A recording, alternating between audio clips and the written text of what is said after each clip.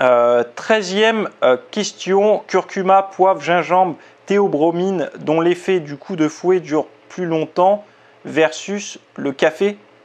Alors attends, c'est quoi la question là? Curcuma, poivre, gingembre, théobromine, dont l'effet de coup de fouet dure plus longtemps que le café, je pense. En fait, c'est pas du tout pareil. Curcuma, poivre, gingembre, théobromine, enfin bon, déjà, c'est pas tous des excitants, tous des stimulants. Il faut savoir une chose, c'est que tu aurais pu mettre le guarana aussi, mais en fait, il faut voir la teneur en caféine, la nature de la caféine, si elle est chimique, si elle est bio, etc. Ça n'aura pas les mêmes effets. On prend de la caféine plutôt pour se stimuler, un effet plutôt immédiat, dans les 20 minutes. Tout ce qui va être de l'ordre des épices et tout ça, on va être plutôt sur une action un peu thermogène, donc ça va être plus infime, ça ne va pas forcément nous booster, et c'est pas du tout le même effet recherché. Quelqu'un qui va chercher à augmenter un petit peu son métabolisme sans se stimuler pourra utiliser certaines épices par exemple qui vont un peu aider à la thermorégulation, enfin en fait aider pas à la thermorégulation, je me trompe, à la thermogénèse, mais après c'est pas du tout la même chose. Prendre du gingembre et du poivre avant l'entraînement n'aura pas le même effet que prendre de la caféine. Et ça ne veut pas dire qu'il n'y aura pas d'effet. Notez bien les choses parce que je sais qu'il y en a qui aiment bien quand c'est blanc ou noir. Ce qui n'est pas le cas, ça n'aura pas les mêmes effets. La caféine a un effet qui va vous booster, quelque chose que vous allez ressentir immédiatement.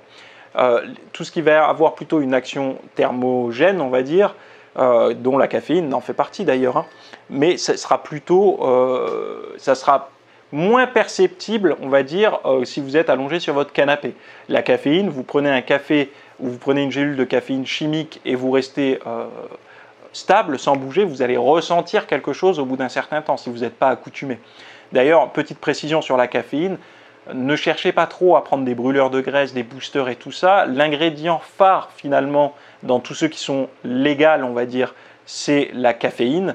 Donc préférez prendre un expresso bio ou un café bio, je ne sais pas, plutôt que ces conneries-là. La théobromine, je crois que c'est plutôt dans le chocolat noir qu'on en retrouve. C'est pareil, moi je prends du chocolat noir avant de me coucher, du 90%, ça ne m'empêche pas de dormir. Après, si je me tapais la tablette, peut-être.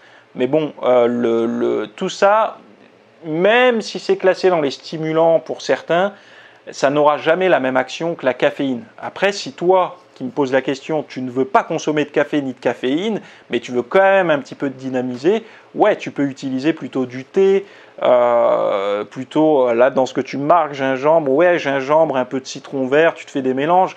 Je sais que Gilles Lartigot, il avait son propre mélange durant l'entraînement que j'avais testé, qui était intéressant, où il se faisait une genre de liqueur un peu, enfin on ne pourra pas dire ça comme ça, mais un sirop hyper concentré. Je crois qu'il y avait curcuma, gingembre et citron ou citron vert. Et puis il se servait d'une base comme ça, et en fait il remplissait une bouteille d'eau avec un fond, hein, en s'en servant comme un sirop. Je trouve que c'était plutôt intéressant et que ça apporte autre chose que la caféine. Après, c'est toujours pareil, c'est savoir tes besoins, pourquoi tu le fais.